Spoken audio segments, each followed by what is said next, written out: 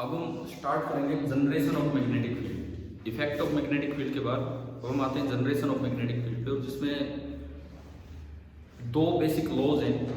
जैसे electric field generation में होता है, एक तो कूलम्ब्स लॉ से आप फील्ड निकाल लो, और एक बाद में हमने पढ़ा था गॉस लॉ। बिल्कुल ऐसे ही यहाँ जो बेसिक लॉ है वो है बायो-सावर्ट लॉ BSL, और जो गॉस लॉ के जैसा रूल है that is ACL, ampere circuital law.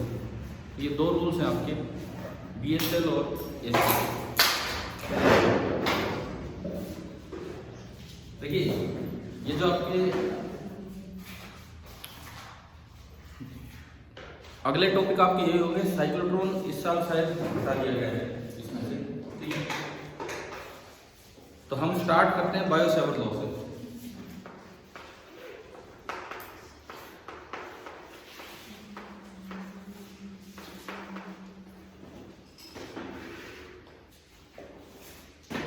BSL, simply BSL क्या है? कूलम्ब्स लॉ के जैसा रूल है। जिस तरह कूलम्ब्स लॉ किसी पॉइंट एलिमेंट, पॉइंट चार्ज की वजह से इलेक्ट्रिक फील्ड बताता है कितना है, BSL करंट एलिमेंट की वजह से मैग्नेटिक फील्ड बताता है। तो पहली बात तो करंट एलिमेंट का पता होना चाहिए कि करंट एलिमेंट होता क्या है। जैसे मान लो ये कोई एक करंट कैरिंग वायर है,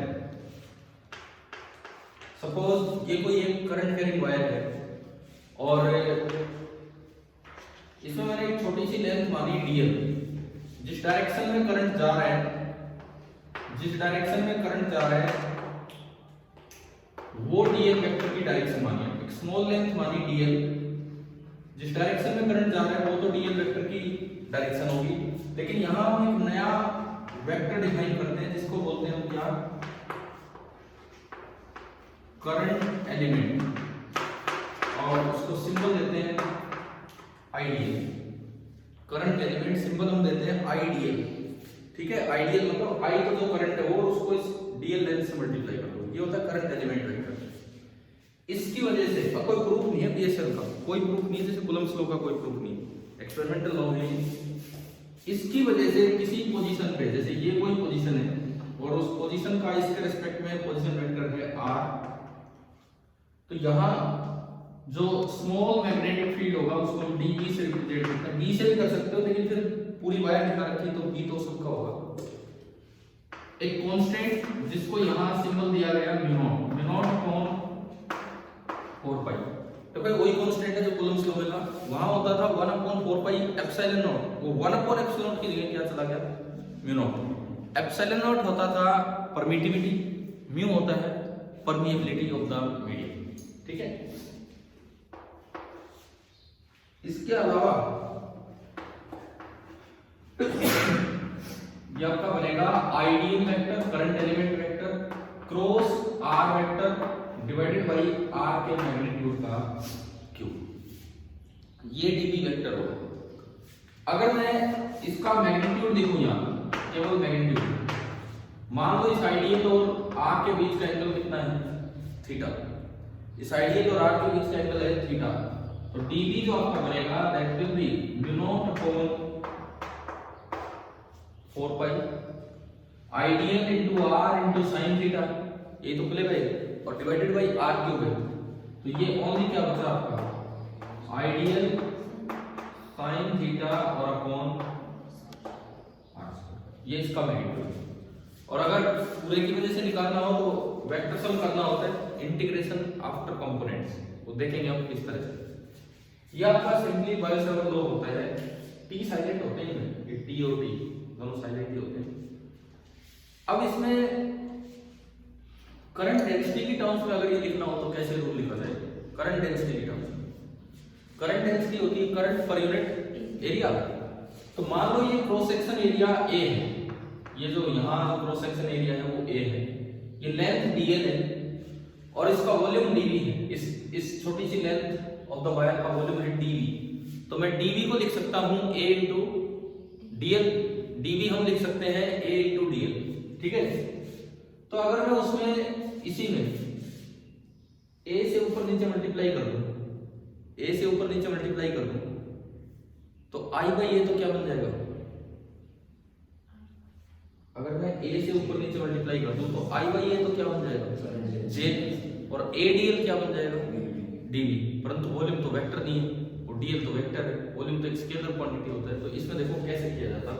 अगर आप देखिए ये से लिखो in terms of current density, तो देखिए कैसे लिखा जाएगा। आप डीएल की डायरेक्शन को कोई सी भी डायरेक्शन मान लो, आप उसे एल कैप बोलो, एल कैप, एन कैप, आई कैप कुछ बोल सकते हो। तो मैं डीएल वेक्टर को लिख सकता हूं डीएल लेंथ,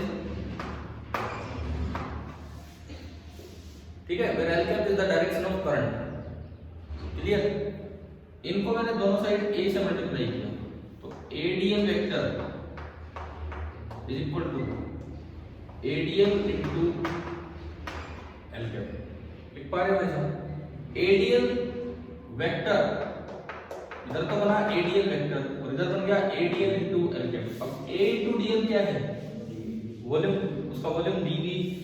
इट मींस जो आपका डीएल वेक्टर बनेगा, DL vector that is DV upon area of cross section और इनटू क्या? L cap. बनाइए।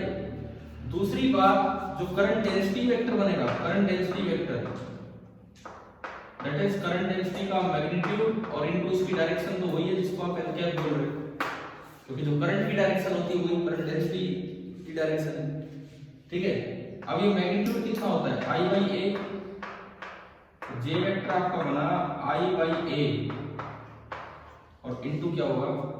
L cap. ठीक है?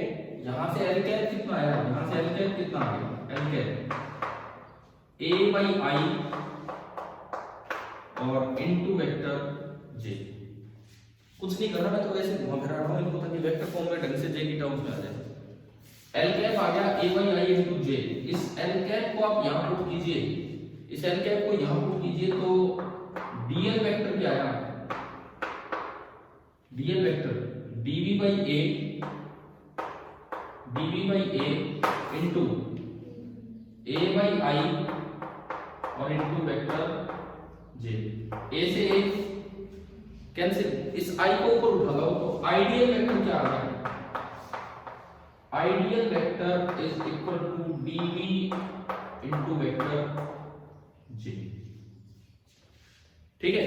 वेक्टर फॉर्म में ideal vector is DV into J, इसको यहां यूज कीजिए, तो डीवी की एक और फॉर्म बनी, DV is equal to mu not upon 4 pi.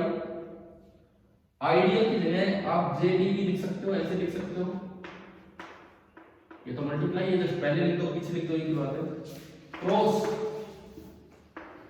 Are vector, इसके इस वेक्टर के साथ इसका cross and divided by R. ये इतना करना एक अलग बात है, बाकी आपको ये याद रखना है कि I DL is also equal to JD, बस और कुछ नहीं। ठीक है? ये तो थोड़ा बहुत हम करके दिखा रहे क्या है, बाकी I DL is also equal to J into DV. Clear? This law is equivalent to Coulomb's law in electrostatics. Coulomb's law कहता है कि कोई डीक्यू चार्ज है, उससे r डिस्टेंस दूर फील्ड होगा 1/4 pi epsilon not electric field, 1/4 pi epsilon not dq upon r square. एक dq charge से r डिस्टेंस दूर जो फील्ड होगा 1/4 pi epsilon not dq upon r square, ये होगा। ठीक है? लेकिन वो जो फील्ड है उसमें तो r इधर ही दे दो, इधर दे दो, इधर दे दो, हर जगह सेम होगा। क्या इसमें डायरेक्शन पे डिपेंड कर रहा है कि नहीं? आपने इसी लाइन के लोन ले लिया, थीटा 0 हो गया, क्रॉस प्रोडक्ट 0। बिल्कुल अपोजिट ले लिया, थीटा 180 हो गया, क्रॉस प्रोडक्ट 0। 90 डिग्री पे लिया तो क्रॉस प्रोडक्ट मैक्सिमम होगा, यानी कि ये तो डिपेंडेंट है इस पे। दूसरी बात, वो जो ई था वो रेडियल डायरेक्शन में था, पॉइंट चार्ज से या तो रेडियली आउटवर्ड होगा, रेडियली इनवर्ड, लेकिन मतलब वो था आर के लोन, या तो आर के लोन बाहर या आर के लोन अंदर। परंतु ये जो डीएल क्रॉस आर आया, डीएल क्रॉस आर, ये किधर जा रहा है? इनवर्ड, यानी कि इस प्लेन के ही ये डीवी क्या होगा? परपेंडिकुलर। जबकि इलेक्ट्रिक फील्ड इधर ही उधर था। ये कंपैरिजन आ सकता है, तो हम कुछ 3-4 पॉइंट्स इन्होंने दिए होंगे, वो पढ़ते हैं किताब से, है ना, बुक आपके पास। देखिए पेज नंबर 143 आप निकाल लीजिए, पेज नंबर 143।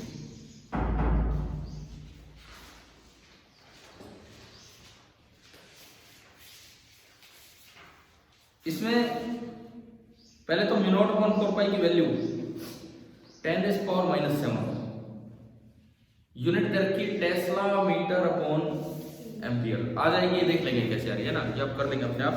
वैल्यू याद रखना है, mu not is called the permeability of free space, और इस म्यू नॉट की वैल्यू होती है 4 पाई इंटू 10⁻⁻⁷। ठीक है, अब इसमें कुछ 3-4 पॉइंट्स कंपैरिजन के दिए हैं, वो हम देखें। The BSL for magnetic field has certain similarities as well as differences with Coulomb's law for electrostatic field। मिल गई ना ये वाले। अब ऐसे सवाल अगर आते हैं कहीं सब्जेक्टिव पेपर में, तो हम पता नहीं सोच भी पाए नहीं सोच पाए, तो यहाँ ढंग से कंपैरिजन सिमिलरिटी भी और डिसिमिलरिटी भी दोनों दे रखे हैं। पढ़ते हैं पहला point, both are long range, दोनों में r² आ रहा है, r कितना ही बढ़ाए जाओ r रहेगा उसमें, तो यानी कि वो तो इन्फिनिटी पे जाके जीरो हो रहा है। पहली सिमिलरिटी ये आ गई कि both are long range, since both depend inversely on the square of distance. ठीक है ना, r² पे डिपेंड कर रहे हैं। The principle of superposition applies to both the field. Principle of superposition मतलब क्या होता है? प्रिंसिपल ऑफ सुपरपोजिशन फील्ड्स के केस में बताओ बताओ, चलो कोई भी बच्चा बताए कि क्या होता है प्रिंसिपल ऑफ सुपरपोजिशन। एक सोर्स एलिमेंट है, दूसरा सोर्स एलिमेंट है, तीसरा सोर्स एलिमेंट है। एक सोर्स एलिमेंट की वजह से किसी फील्ड पॉइंट पे जो फील्ड होगा वो दूसरे और तीसरे से बिल्कुल इंडिपेंडेंट होगा, दूसरा तीसरा प्रेजेंट है। इसमें वो मेन बात नहीं होती, मैंने पहले भी बताया कि वेक्टर सम कर दो और ये कर दो, तो बात की बात है, मेन जो प्रिंसिपल है वो ये। ठीक है, तो दो सिमिलरिटी आ गई इस पहले ये पॉइंट में। कौन कौन सी दो सिमिलरिटी आ गई? एक तो लॉन्ग रेंज है, एक दोनों में प्रिंसिपल ऑफ सुपरपोजिशन वैलिड है। In this connection, note that the magnetic field is linear in source ideal, just as electric field is linear in source। ये भी एक सिमिलरिटी है, तीसरी सिमिलरिटी। हम तो अपनी सिमिलरिटी बढ़ाएं लिखने लायक। मैग्नेटिक फील्ड जो सोर्स फैलाता है वो करंट एलिमेंट है, और इलेक्ट्रिक फील्ड जो सोर्स होता है इलेक्ट्रिक फील्ड फैलाने वाला वो चार्ज एलिमेंट है। मैग्नेटिक फील्ड करंट एलिमेंट पे डायरेक्टली प्रोपोर्शनल होता है। ये देखो dB is directly proportional to I DL, मतलब लीनियर डिपेंडेंस है इसमें। Similarly electric field D Q पे डायरेक्टली प्रोपोर्शनल होता है, DE is equal to 1/4 dq upon r²। तो इस पहले पॉइंट में आपको 3 सिमिलरिटी मिल गई। पहली सिमिलरिटी E और B दोनों लॉन्ग रेंज है, दूसरी सिमिलरिटी दोनों में प्रिंसिपल ऑफ सुपरपोजिशन वैलिड है, और तीसरी सिमिलरिटी दोनों अपने सोर्स पे लीनियरली डिपेंड करते हैं। मैग्नेटिक फील्ड करंट एलिमेंट पे लीनियरली डिपेंड कर रहा है, और इलेक्ट्रिक फील्ड चार्ज एलिमेंट पे लीनियरली डिपेंड कर रहे हैं। 3 सिमिलरिटी मिल गई यहाँ से, और बढ़ते हैं आगे। फोर्थ मतलब इसका second point, electric field is produced by a scalar source. अब ये डिफरेंस आ गया, देखो इन्होंने अलग तरीके से दे रखे, हमें क्या मिला? पहले पॉइंट में तो मिल गई 3 सिमिलरिटी, अब डिसिमिलरिटी स्टार्ट हो गई। इलेक्ट्रोस्टैटिक फील्ड का जो सोर्स है वो चार्ज है, और चार्ज एक स्केलर होता है। करंट एलिमेंट एक वेक्टर होता है, क्योंकि इसमें डीएल वेक्टर से मल्टीप्लाई करता है। समझ आ रहा है? इन दोनों के फॉर्मूले ऐसे हैं कि इलेक्ट्रोस्टैटिक सोर्स एक स्केलर है और मैग्नेटोस्टैटिक सोर्स एक वेक्टर है। ये एक डिसिमिलरिटी होगी। 3 सिमिलरिटी के बाद एक डिसिमिलरिटी। नेक्स्ट पढ़ते हैं इलेक्ट्रोस्टैटिक फील्ड, अगले पेज पे। Electrostatic field is along the displacement vector joining the source and the field point. ये मैंने आपको बताया था थोड़ी देर पहले, ये सोर्स ये फील्ड इन दोनों को ज्वाइन करने वाला वेक्टर आ रहा है। इलेक्ट्रिक फील्ड इसी डायरेक्शन में होगा, या तो बाहर होगा या अंदर होगा, है ना। The magnetic field is perpendicular to the plane containing R vector and I DL. Magnetic field तो इस पूरे प्लेन के ही, आर आइडियल वाले प्लेन के ही क्या है? परपेंडिकुलर। वो तो आर के अलोंग होता है, ये इस पूरे प्लेन के ही परपेंडिकुलर। अच्छा, इन्होंने यूं लिखा आर के परपेंडिकुलर, क्योंकि आर के परपेंडिकुलर तो ये डायरेक्शन में, लेकिन वो तो इसी प्लेन में, ये तो पूरे प्लेन के ही परपेंडिकुलर। 2 डिसिमिलरिटीज आज की मैं आपको याद करवा रहा हूं। पहली डिसिमिलरिटी क्या थी? इलेक्ट्रिक फील्ड का सोर्स स्केलर है, मैग्नेटिक फील्ड का सोर्स वेक्टर है, जिस तरह से ये फॉर्मूले बने हैं। दूसरी डिसिमिलरिटी, इलेक्ट्रिक फील्ड उसी आर वेक्टर के अलोंग होता है, मैग्नेटिक फील्ड तो आइडियल और आर के प्लेन के ही परपेंडिकुलर होता है। अब चलते हैं तीसरी डिसिमिलरिटी। देयर इज एन, मतलब चौथा point, there is an angle dependence in Biot Savart law which is not present in electrostatic case. Electrostatic field में चाहे आप इस dq से r इधर चले जाओ, r इधर चले जाओ, r ऊपर चले जाओ, हर जगह फील्ड होता है k dq/r²। जबकि मैग्नेटिक फील्ड वो किस पर डिपेंड कर रहे हैं, एंगल पे, उसमें नहीं कर रहे और इसमें करने लग रहे हैं, ठीक है। और इसी लाइन के अलोंग देखोगे तो 0 हो जाएगा। अब आप ये बताओ, सिंपली मुझे ये होती है कि 3 सिमिलरिटी पड़ी और 3 डिसिमिलरिटी। पहले पॉइंट में तो आगे थी 3 सिमिलरिटी और अगले जो 3 पॉइंट थे उन सब में डिसिमिलरिटी। एक बार जस्ट इकट्ठा करते हैं। 3 सिमिलरिटी बताओ। पहली सिमिलरिटी लॉन्ग रेंज, ठीक है, बिना देखे, उसमें मत देखो, वैसे याद करो ना, खुद ही रिमाइंड करने की कोशिश करो। पहली सिमिलरिटी थी दोनों लॉन्ग रेंज में। दूसरा, प्रिंसिपल ऑफ सुपरपोजिशन को दोनों फॉलो कर रहे हैं। तीसरी सिमिलरिटी, दोनों अपने सोर्स पे लीनियरली डिपेंड करते हैं। 3 सिमिलरिटी होगी। अब 3 डिसिमिलरिटी होगी, बताओ। इलेक्ट्रिक फील्ड है, उसका सोर्स स्केलर है और मैग्नेटिक फील्ड का वेक्टर सोर्स। अगली डिसिमिलरिटी,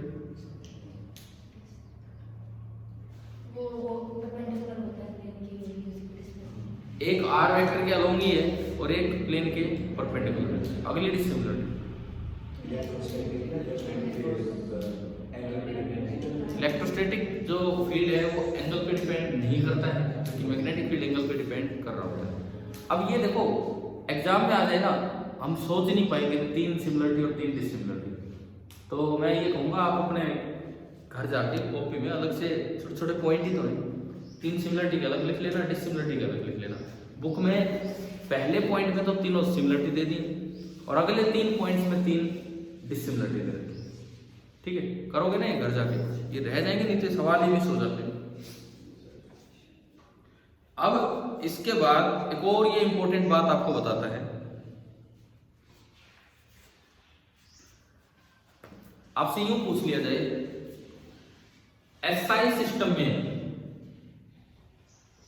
आप बताओ, एप्सिलॉन नॉट को फिक्स किया था या म्यू नॉट को फिक्स किया था, दोनों को ही फिक्स कर दिया था, बताओ। एसआई सिस्टम ने अपनी डेफिनेशंस देते समय एप्सिलॉन नॉट को फिक्स किया था कि म्यू नॉट को? मिल गया, पढ़ लिया, म्यू नॉट को। एसआई सिस्टम ने कभी एप्सिलॉन नॉट की वैल्यू नहीं दी, एसआई सिस्टम ने म्यू नॉट की वैल्यू दी है और म्यू नॉट और एप्सिलॉन नॉट में एक रिलेशन है, उससे फिर हमारी एप्सिलॉन नॉट की वैल्यू निकल के आती है, ठीक है। एसआई ने बिल्कुल फिक्स वैल्यू दे रखी है 4 पाई × 10⁻⁷।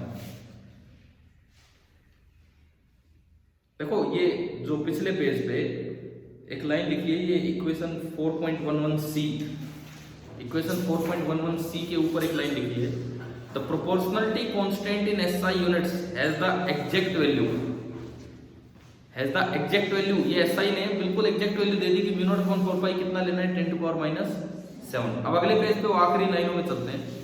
एक तो ये कि आपको ये रिलेशन याद रखना है कि जो स्पीड ऑफ लाइट होगी है that is equal to 1/√μ0 epsilon, speed of light in vacuum. कोई और मीडियम होगा तो यहाँ नोट हट जाएंगे, ठीक है। आप अपने जो पुराने जो भी वैल्यूज है उनको वेरीफाई कर सकते हो यहाँ से कि लगभग कितना है। देखो मैं वेरीफाई करके दिखाता हूँ आपको किस तरह से। देखिए, हम जानते हैं कि 1/4 पाई एप्सिलॉन नॉट कितना होता है, 9 × 10⁻⁹। ये वैल्यू यहाँ से निकली है वैसे, ठीक है, ये वैल्यू यहाँ से निकली है। और हम जानते हैं कि म्यू नॉट कितना होता है,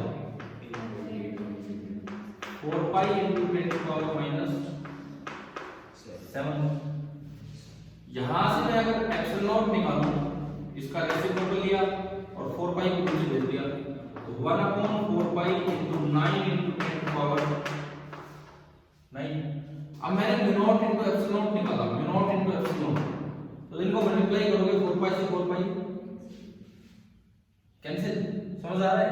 मैंने इनको मल्टीप्लाई किया है तो ये बचेगा 1/9 और ये 10 की पावर 9 ऊपर जाएगा तो 10 की पावर -16 होगी, नीचे कर दो इसको 10⁻⁻16। रेसिप्रोकल ले लो 1/μ0 एप्सिलॉन नॉट, ये ऊपर गया और ये बन रहा है 3 × 10⁸ का स्क्वायर। इसको जब भेज दो अंडर रूट और वो c ही होता है स्पीड ऑफ लाइट। ये तो जस्ट एक वेरिफिकेशन मैंने दिया है, इसके प्रूफ भी होते हैं लेकिन वो हमारे 12th के सिलेबस में नहीं है, ये मेरे वाले यूनिट में इसका प्रूफ भी होता है, ठीक है। जैसे यार ये सवाल यूं आ जाए कि what is the dimensional formula of under root mu not epsilon. Suppose यूं आ जाए, अब क्या, अब बच्चे क्या करते हैं, म्यू नॉट का ढूंढने लग जाएंगे, एप्सिलॉन नॉट ढूंढने में टाइम वेस्ट होगा, पता नहीं कहीं गलती हो जाए। आपके दिमाग में कोई रिलेशन है तो under root mu not epsilon not is 1/c, 1 speed, तो स्पीड का होता है lt - 1, तो उसका उल्टा करोगे तो l - 1 t1। समझ आया ना कैसे? और ये सवाल तो कहीं भी आ सकते हैं, आपके जेईई नीट किसी में भी ये इस तरह के सवाल आते रहते हैं। क्लियर है? तो आपसे ये पूछा जाए कौन सी वैल्यू फिक्स की है, पढ़ लेते हैं आखिर की लाइन में।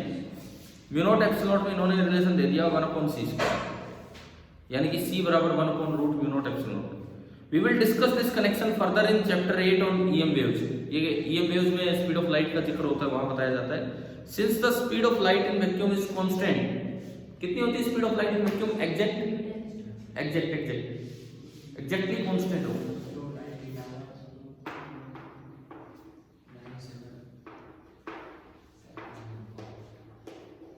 ये एग्जैक्ट स्पीड है, इसमें कोई भी मतलब वो नहीं है कि एरर हो जरा सा भी। Speed of light in vacuum 299792458 metre per second.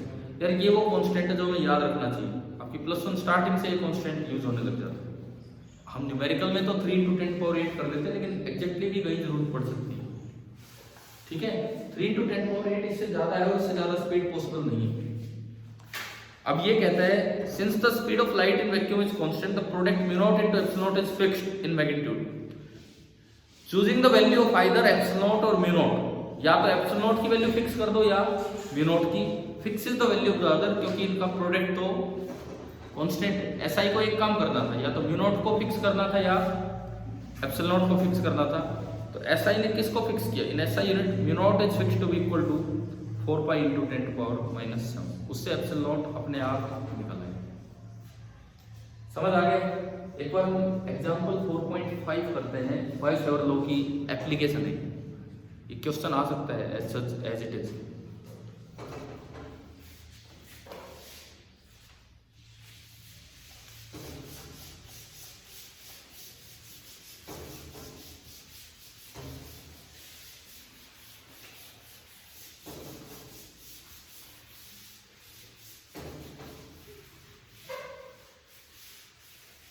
इसी बायो-सेवर्ट लॉ पे ये जो क्वेश्चन है यहाँ लेके चल रहे हैं।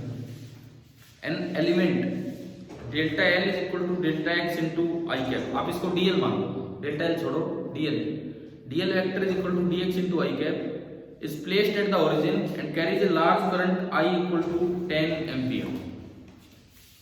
ये एक्स एक्सिस है, सपोज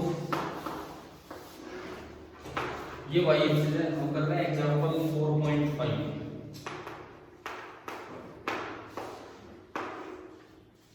एक एक्स एक्सिस है, एक वाई एक्सिस है, and it carries a large current 10 ampere. Length तो छोटी है, आई के अलोंग, आई कैप के अलोंग, ऐसे लेंथ तो छोटी है लेकिन एक लार्ज करंट आ रहा है। कितना करंट है? 10 एम्पियर। और dx कितना लेना है? नीचे दिया है लास्ट में 1 सेंटीमीटर। तो सबसे पहले तो आप करंट एलिमेंट बना लो। सबसे पहले आप अपना करंट एलिमेंट बना लो, आई dl। क्या बनेगा? आई कितना है? 10 और dl कितना है? 1 सेंटीमीटर मतलब 1/100। और डायरेक्शन क्या है? आई कैप, और इसकी यूनिट बनेगी एम्पियर मीटर। बताओ करंट एलिमेंट बनाना आ गया, यानी कि ये आपका बचा 1/10 आई कैप एम्पियर मीटर। ये करंट एलिमेंट बना, ठीक है। उसके बाद what is the magnetic field on the Y axis at a distance of 0.5 metre. यहां कोई पॉइंट है तो यहां से आपने आर वेक्टर बनाया, ये आपका आर वेक्टर बन गया सोर्स से पॉइंट की तरफ। समझ आ रहा है? कितना है वो आर वेक्टर? मैग्नीट्यूड तो 0.5 और डायरेक्शन है जे कैप वाई के लोग है ना, मीटर, इसकी यूनिट मीटर। अब इसने पूछा है what is the magnetic field on the Y axis, बस ये बताना है। एक ही एलिमेंट दिया है तो खाली डीबी निकालना आपको।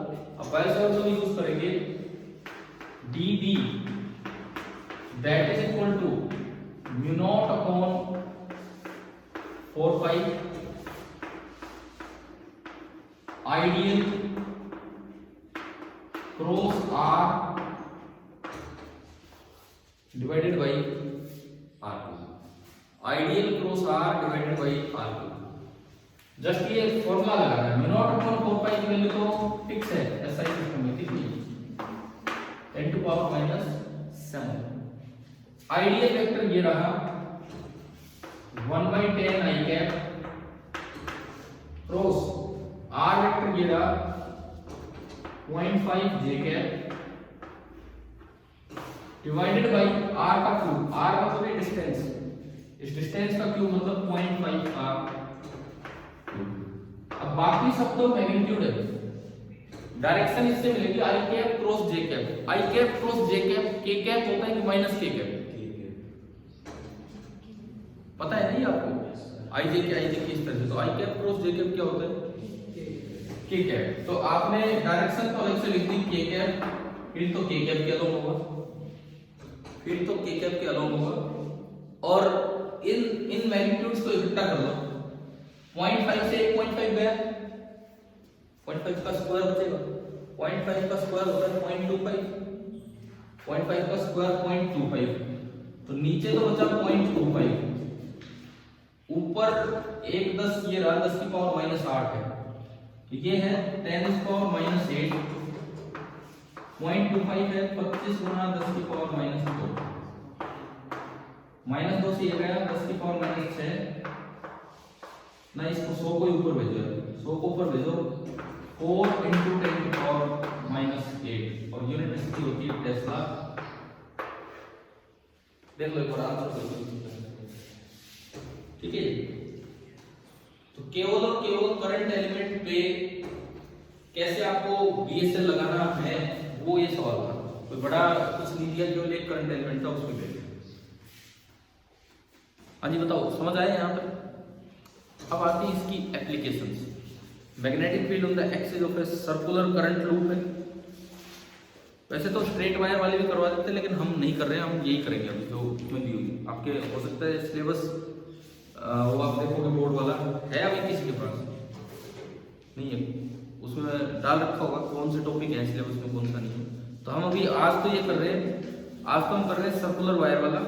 स्ट्रेट वायर का करना होगा तो करवा देंगे, नहीं तो कोई बात नहीं है वो, क्योंकि वो होता तो यहाँ भी बनता, वो है ही नहीं यहाँ पे, परंतु वो उसके फॉर्मूले हम याद कर लेते क्योंकि वो न्यूमेरिकली यूज हो जाता है। स्ट्रेट वायर का आएगा तो एसीएल से आएगा, वो हम कर देंगे आप, ठीक है। तो अब हम ये नेक्स्ट टॉपिक लेते हैं, magnetic field on the axis of a circular current coil.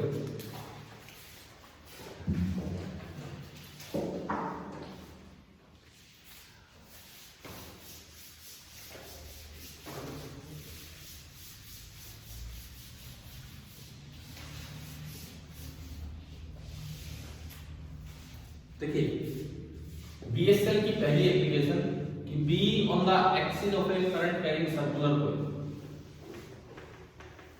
ये पूरे चांस होते हैं ये वाला प्रूफ आ जाए आपके बोर्ड एग्जाम में, ढंग से करना आना चाहिए हमें। ये एक्सिस है, आप जैसे भी करंट मानना चाहोगे, करंट टाइप फ्लो कर रहे हैं, मैंने माना कि रेडियस है r और मैं इसके एक्सिस पे किसी x डिस्टेंस दूर, ये मेरा फील्ड पॉइंट है, मैं यहाँ करंट एलिमेंट बना के फील्ड निकालना चाहता हूँ, ठीक है। सबसे पहला काम हम इस पे करंट एलिमेंट माने। देखो ये कोई भी पॉइंट आप नहीं बोल दिया आपने, तो आपका टारगेट है टू फाइंड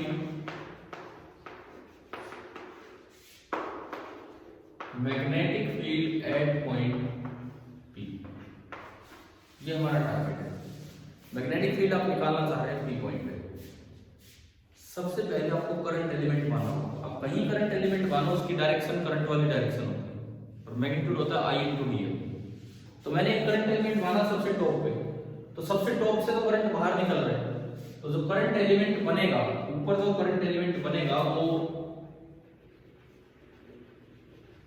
बाहर की तरफ बनेगा, ना कि और कहीं। ये आपका आइडियल वेक्टर ऊपर बनेगा, ठीक है।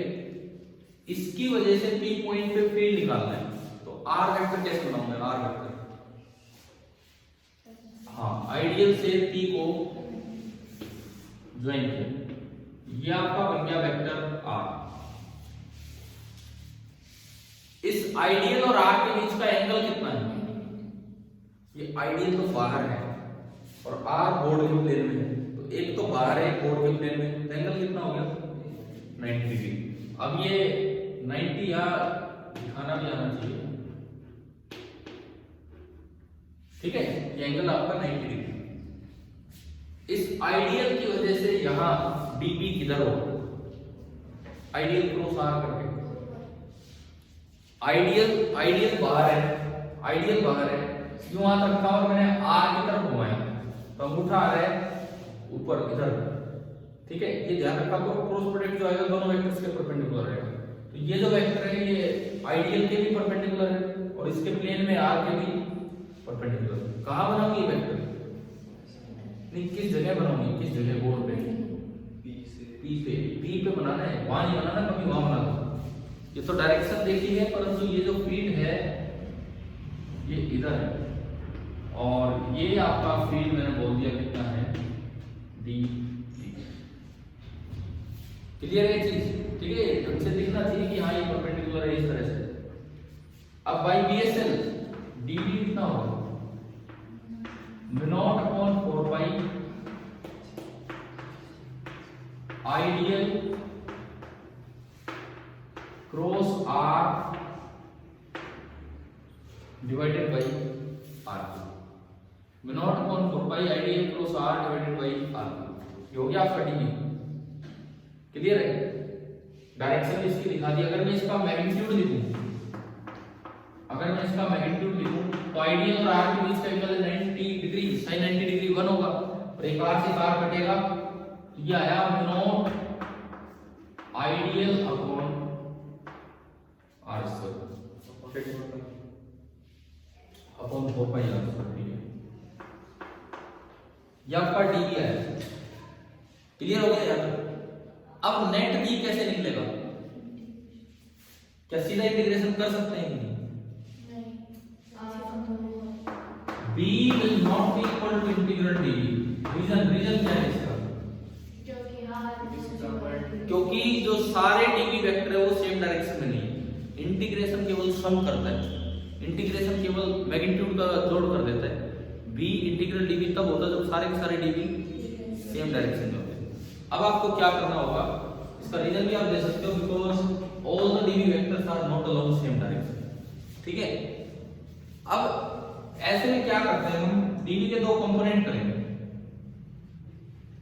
एक इधर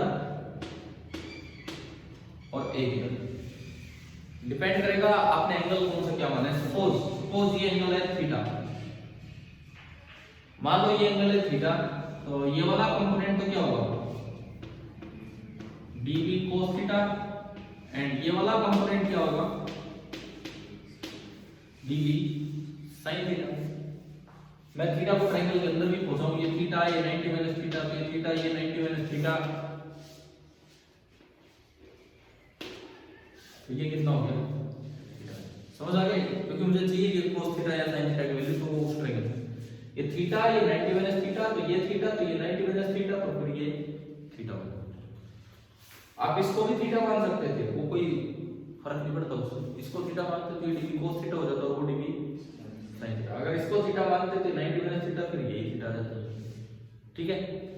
अब अगर सारे एलिमेंट सेम डायरेक्शन में ना हो तो आपको क्या करना पड़ेगा? एक बार इसके डायमेट्रिकली अपोजिट, हमें कैसे पता लगा कि सारे एलिमेंट सेम डायरेक्शन में नहीं है, सारे dv सेम डायरेक्शन में नहीं है? पता कैसे लगेगा? आप एक डायमेट्रिकली अपोजिट एलिमेंट मानो, इसका बिल्कुल डायमेट्रिकली अपोजिट एलिमेंट किधर बनेगा? किधर बनेगा? अंदर।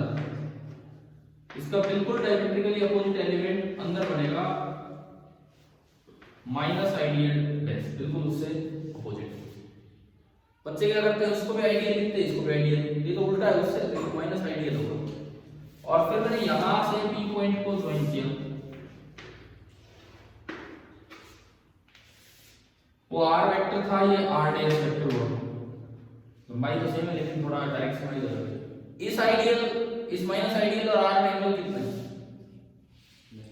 90। ये अंदर जा रहा है, वो बोर्ड के प्लेन में है, तो ये जो एंगल होगा ये एंगल बी आपका कितना होगा 90 डिग्री। इस आइडियल की वजह से डीबी किधर होगा, देखो पहले देखो इसमें होगा नीचे पर ऊपर कैसे होगा फिर। एक आइडियल इधर है, एक आइडियल इधर है और आर ऐसे, ये मैंने सही लिखा है आपको, आइडियल इधर और आर ऐसे। अब अगर मैं राइट हैंड का यूज करूं, आइडियल इधर है आर ऐसे, राइट हैंड को मैंने आइडियल की तरफ रखा, आर की तरफ घुमाया तो लिखा नीचे की तरफ जा, समझ रहे हो। इस तरह से बनेगा कि ये जो दूसरा तो ये नेगेटिव डायरेक्शन ना, ये माइनस आइडियल है। मैं डीबी की बात कर रहा हूँ, ये जो डीबी मैं इसको बोलूँ तो ये डीबी डैश मैंने बोल दिया, डीबी डैश इधर होगा, ये इसके नेगेटिव डायरेक्शन ली थी और फिर उसको उल्टा लिया था, क्या क्रॉस लिया था कि नेगेटिव डायरेक्शन। अच्छा, इस वेक्टर को ही हम क्या कह रहे हैं, माइनस आइडियल। इस वेक्टर को माइनस आइडियल कह रहे हैं, उसको डैश लगा के बोलो। आपको एक्सप्रेशन भी क्यों करना है, आई कैप जे कैप है क्या कहीं, अगर ये होता माइनस आई कैप क्रॉस जे कैप तो लिखता माइनस के कैप, कोई गलत चीज नहीं। अब इसको मैं आई डैश बी लिखूं कि माइनस आई डैश लिखूं, वेक्टर किधर है, ये अंदर, आर इधर है, कुछ ही नोटेशन दो, आइडियल क्रॉस आर को ऐसे निकलेगा राइट हैंड में, यूं थोड़ी कि उस पे माइनस लगा रखा तो उल्टा हो जाएगा। वो क्या होता है, अगर मान लो आई कैप जे कैप के कैप में लिखा होता, हम रट के चलते हैं कि आई कैप क्रॉस जे कैप के कैप होता है, उसमें कहीं माइनस आ जाए, माइनस आई कैप, तो फिर वो माइनस के कैप हो जाएगा के कैप से उल्टा। लेकिन ये तो हमें पूरा वेक्टर फिजिकली दिख रहा है कहां है कहां नहीं, क्या समझ आ गया है। तो ये डीबी डैश इधर है। अब सुनो, एक बच्चे क्या गलती करते हैं इसको बनाने में, एक कॉमन सी मिस्टेक बताता हूं, इसको तो इधर सीधा बढ़ाते हैं, ये डीबी तो बनाते हैं इसके पैरेलल, और ये डीबी डैश बना देते हैं इसके पैरेलल। मतलब चेक करने वाले को ये समझ ही नहीं आता ये ऊपर वाला इसका है कि किसका है, किसका है, समझ रहे हो क्या बोल रहा हूं। अक्सर ऐसा बना के आते हैं स्टूडेंट्स यूं, और ये वाला यूं, और लगता यूं है कि हाँ इससे तो वो जा रहा है और इससे ये जा रहा है, जबकि है वो थोड़ा क्लियर से, या तो दो कलर के पेन आप यूज कीजिए, या अपना कुछ भी डैश डैश कुछ भी लगा के चलो ढंग से, क्या है क्या नहीं, ठीक है। आप अगर इस माइनस से कंफ्यूज होते हो, इसको आइडियल डैश बोलो, आइडियल डैश, ये आर डैश, ये डीबी डैश, ठीक है, ठीक है। यहाँ तक अब देखो, इसके भी मैंने दो कंपोनेंट किए, एक आगे वाला component DB dash cos theta, और एक नीचे वाला component DB dash sine theta. Once again वही एंगल हमने थीटा माना है, ये थीटा होगा तो अंदर की आप ऐसे कोसो को थीटा ही हो जाएगा। अब देखो, अगर हम देखें कौन सा कंपोनेंट कैंसिल आउट हो रहा है, डीबी साइन थीटा वाला कंपोनेंट कैंसिल आउट हो रहा है, वो तो डीबी डैश है, वो डीबी है, क्योंकि डीबी और DB dash magnitude wise same, इसलिए डीबी और DB dash magnitude wise same है, जितनी दूर ये है उतनी दूर ये है, तो आर डैश को लिया है, वेक्टर वेक्टर सेम नहीं है, वेक्टर सेम नहीं है ना, वेक्टर वो अलग है, वेक्टर ये अलग है, मैं दोनों को आर वेक्टर नहीं कह सकता, दोनों की डायरेक्शन अलग है। क्या पाइथागोरस से दोनों का मैग्नीट्यूड सेम है कि नहीं, mod of R is same as mode of r dash, and that is under root capital R square plus x square। दोनों केस में एंगल 90 डिग्री है डीबी आइडियल और आर के बीच में, क्लियर है। इस वजह से अच्छा यहाँ भी फिर बहुत डैश क्यों लगाया, डीएल लंबाई तो सेम है, छोटी लंबाई है, आई लंबाई सेम है, लेकिन वेक्टर डायरेक्शन अलग है ना, वो अलग है, ये अलग है। तो इसका ये मतलब है, and mod of I DL it's same as mod of I DL dash. इनका सवाल अच्छा था ये कि सेम कैसे हो गए, अच्छा क्वेश्चन था, क्योंकि दिमाग में आ रहा है कि भाई ये सेम कैसे हो गए, बट ये सेम कैसे हुए ये रीजन है। इन चीजों को देखते हुए दोनों में एंगल भी 90 डिग्री का है, तो इससे ये पता लग रहा है कि magnitude of DB this will be same as magnitude of DB dash. DB और डीबी डैश दोनों का मैग्नीट्यूड क्या होगा, बिल्कुल सेम होगा, क्लियर। इसके बाद देखो कैंसिल हो गई।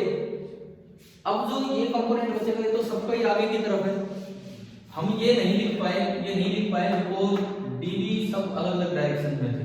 वो यहाँ से चेक हुआ, एक का डीबी उधर जा रहा है, एक का डीबी ना, इसका डीबी तो उधर जा रहा है, इसका डीबी कहीं और जा रहा है। दो डायमेट्रिकली अपोजिट के डीबी सेम डायरेक्शन में है तो किसी के नहीं मिले। क्लियर है? लेकिन क्या सभी के dB cos theta same direction में है कि नहीं? है ना? All the dB cos theta components are in same direction. It means the net B होगा that will be integral of dB into cos theta. So net B होगा that will be integral dB cos theta. मैंने इसमें value put की integral dB ऊपर लिखा हुआ है mu not ideal upon 4 pi r square. cos theta इस triangle से निकाल लो, base upon hypotenuse, base r है, रेडियस और वो स्मॉल r है। समझ रहे हो इस ट्रायंगल से cos थीटा? तो cos थीटा आपको आया capital R upon small r। ये आपका आ गया mu not i capital R upon 4 pi r cube और dl। ये integration with respect to time नहीं है, विद रिस्पेक्ट टू पोजीशन है। लास्ट में डीएल आ रहा है, कभी ये डीएल, कभी ये डीएल, कभी ये डीएल। आप बताओ इसमें क्या क्या चीज कांस्टेंट है जो मैं बाहर निकाल सकता हूं? म्यू नॉट कांस्टेंट है, 4 पाई कांस्टेंट है, आई स्टेडी करंट के लिए बीएसएल लगता है, यानी कि सब एलिमेंट्स में सेम करंट होगा। आई बाहर आ गया, रेडियस कांस्टेंट है, ये नहीं है क्यों? क्योंकि वो x वेरी करेगा, dl नहीं। मुझे बस ये बताओ क्या ये कांस्टेंट है डी आर? क्यों नहीं है? क्योंकि ये जो x कहां वेरी कर रहे हैं? x वेरी नहीं कर रहे हैं। आगे क्यों लिख जा रहे हैं? हमने तो पिन पॉइंट यहां पर रखा है, इस पॉइंट पे मैं निकाल रहा हूं, इस पॉइंट पे मैं फील्ड निकाल रहा हूं। आप जब देखो इंटीग्रेशन किसके रिस्पेक्ट में है? डीएल के रिस्पेक्ट में। आप कभी इस पे आए, कभी इस पे आए, कभी इस पे आए, x के रिस्पेक्ट में नहीं है इंटीग्रेशन। ये एक रिंग है, ये एक रिंग है, मैं इसके बीच से एक एक्सिस बना दूं और उस पे एक पॉइंट ले लूं, चाहे मैं ऊपर से उसकी दूरी देखूं, ची नीचे से, ची इधर से, ची इधर से, क्या हर जगह पाइथागोरस से माना है कि तो r भी क्या है?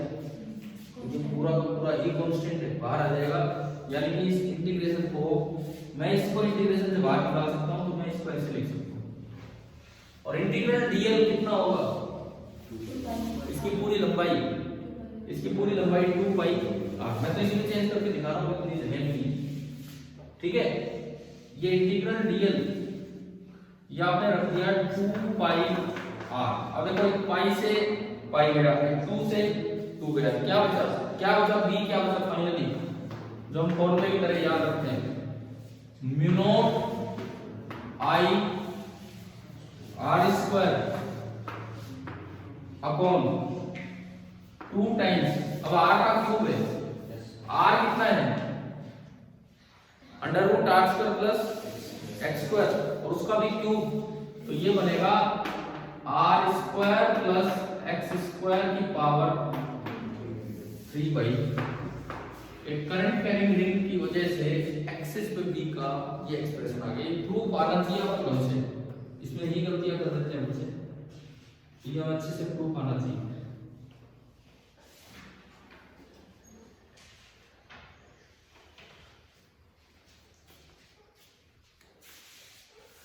ठीक है, समझ आ रहा है? अब देखो इसके सेंटर पे भी कितना होगा, ये एक स्पेशल केस है। x0 रखा बस में ऊपर नीचे तो x है, निकाली नीचे नीचे x है। x0 रखा तो ये r स्क्वायर की पावर 3/2 तो r क्यूब हो गया, r क्यूब से r स्क्वायर कटेगा, तो b एट द सेंटर कितना बचा? Mu not i upon 2r। ये आपके दो एक्सप्रेशन हैं जो हम याद रखते हैं। अब इसमें एक और चीज हम याद रखते हैं, अगर आपको n नंबर ऑफ टर्न्स दिए हैं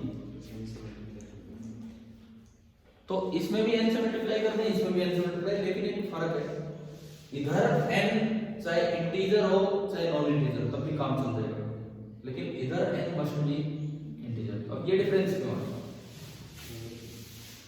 मतलब n नंबर ऑफ टर्न्स आए तो इसको भी n से मल्टीप्लाई कर दो, इसको भी। लेकिन सेंटर पे तो भी हर एक n के लिए वैलिड है फॉर्मूला, चाहे नॉन इंटीजर हो, चाहे 1 टर्न हो, आधा टर्न हो, 3/2 टर्न हो, कितने भी हो, लेकिन इसमें वैलिड नहीं। कारण बताओ इसका, कारण मैं बताता हूँ, तो मैं बताता हूँ कारण क्या है। अगर इसमें आधा टर्न आ गया तो उसके ऊपर ही बन पाएंगे, तो क्या डी की साइन थीटा कैंसिल हो पाएगा? नहीं हो पाएगा। तो क्या ये फॉर्मूला वैलिड रहेगा? नहीं रहेगा। ये केवल और केवल ये formula integral number of terms के लिए वैलिड है, 1 और 2 और 3 और 4 इस तरह से। लेकिन जब आप सेंटर पे देखोगे, सेंटर वाला डायग्राम बना के देखोगे, तो सारे डी भी सेम डायरेक्शन में मिलेंगे। सेंटर का अगर आप अलग से प्रूव करते हो तो उसमें कोई आपको कंपोनेंट नहीं करना है, सारे के सारे डी भी आपको सेम डायरेक्शन में मिलेंगे सेंटर पे। बना के दिखाऊं डायग्राम कि बना लोगे? तो उसमें चाहे 1 टर्न हो, चाहे आधा टर्न हो, चाहे 3/4 टर्न हो, हर एक बार वैसे ही हो। क्लियर है?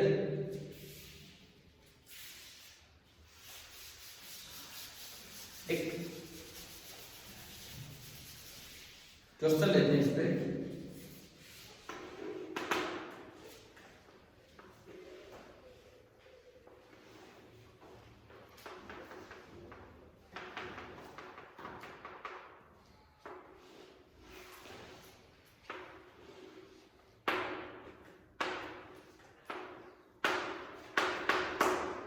This is the center of curvature. Inner radius is r1, outer radius is r2, and the angle is theta. Find magnetic field at point C. Find magnetic field at point C.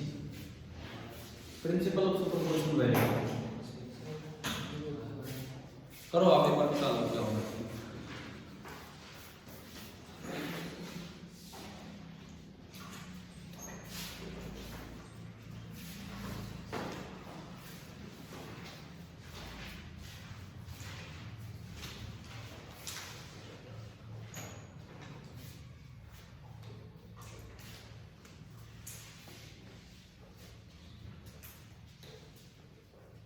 हो गया?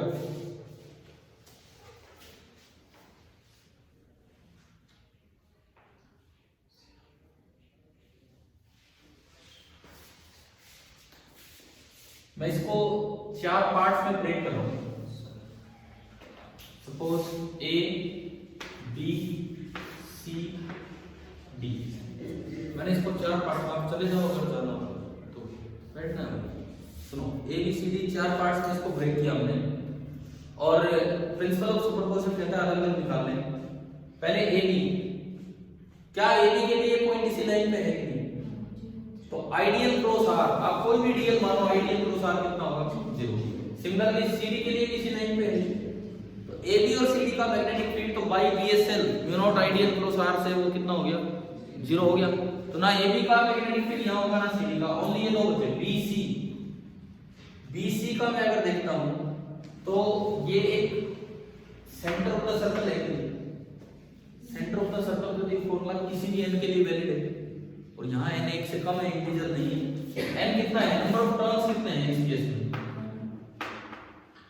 Unitary method से अगर पूरा 2 पाई angle होता, देखो 360 में बोलूंगा, value नीचे रखी है, रीडिंग में लेना होता है। अगर पूरा 2 पाई एंगल होता तो एक टर्न होता, यूनिट एंगल होता तो 1/2 पाई टर्न होते, और थीटा एंगल है तो 1/2 पाई into theta. It means number of turns है वो इसमें भी थीटा अपॉन 2 पाई होंगे, इसमें भी वही सेम केस है, थीटा अपॉन 2 पाई। तो इसकी वजह से जो फील्ड होगा, मैं यही लिखता हूं इसके साथ ही, mu naught n theta upon 2 pi, current तो वही है I डिवाइडेड बाय 2r2, और इसकी वजह से भी यही होता, तो म्यू नॉट n की जगह theta upon 2 pi I by 2r, और इन दोनों का तो फील्ड 0। चारों का फील्ड अलग अलग देंगे, किस पॉइंट पे? सी पॉइंट पे। अब बात आती है कि डायरेक्शन, डायरेक्शन क्या होगा?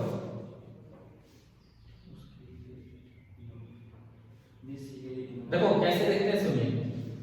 अगर आपको सेंटर में डायरेक्शन देखनी है तो तरीका होता है, एक आसान मतलब याद कर रखने का तरीका लगा लो। जिस तरह करंट घूम रहा है उस तरह राइट हैंड की उंगलियां घुमाएं, अंगूठा आपको पी की डायरेक्शन देगा। ये यूं घूम रहा है तो सेंटर पे भी अंदर, तो ऊपर वाले की वजह से तो अंदर और नीचे वाले की वजह से बाहर, तो अपोजिट डायरेक्शन होगी। कौन सा बड़ा है कौन सा छोटा है? नीचे वाला, क्योंकि ये रेडियस छोटा है। तो इसका बाहर था उसका अंदर है, तो नेट किधर होगा? बाहर। तो आंसर आ जाएगा P at the centre, mu naught common, theta upon 2 pi common, I by 2 common, और ये बचेगा 1 by r1 minus 1 by r2 बाहर। आपने यही लिखा था, ठीक है, क्लियर है यहाँ पर? ये हमने BSL की एक एप्लीकेशन देखी है। अब आप एक काम और करेंगे, अब इसमें सोल्ड एग्जांपल नंबर 7 तक कर लेंगे, सोल्ड एग्जांपल नंबर 7 तक, उसके बाद ACL स्टार्ट होगा जो कि हम नेक्स्ट टाइम कर रहे होंगे। सोल्ड एग्जांपल नंबर तो 7 तक हो गया। एक्सरसाइज में पहला सवाल, दूसरा नहीं अभी, तीसरा भी नहीं है, स्ट्रेट वायर के आगे, चौथा भी नहीं। पहला कर लेना एक्सरसाइज में, कुछ तो मैं करवा चुका आपको, बोल चुका करते हुए ना। कौन कौन से बोले इधर? 5 से बोल दिया, नहीं बस तो पहले ही बचा ये इधर। Two concentric circular coils of this and this is 27। हां, एक ये 14, एक तो फर्स्ट करना और एक ये 14 करना।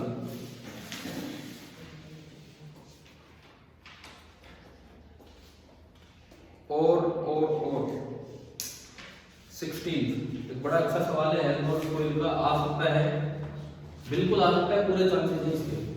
फर्स्ट 14 16, बस ये 3 आप ऐसे ऐसे करके अपनी एक्सरसाइज तो पूरी करोगे, एग्जांपल और एक्सरसाइज, ठीक है। तो कल का लेकिन एक बात का ध्यान रखना, कल मैंने कहा था शाम को क्लास नहीं है, डेली सुबह नहीं लगा रहा हूं, लेकिन कल मुझे सुबह लगानी पड़ेगी, ठीक है। सुबह अपना वही टाइम 6 से 7 की 6:15 से 7:15, 6 से 7 क्योंकि इनकी बस आ जाती है। 6 से 7 कल सुबह आपका टाइम है, ठीक है।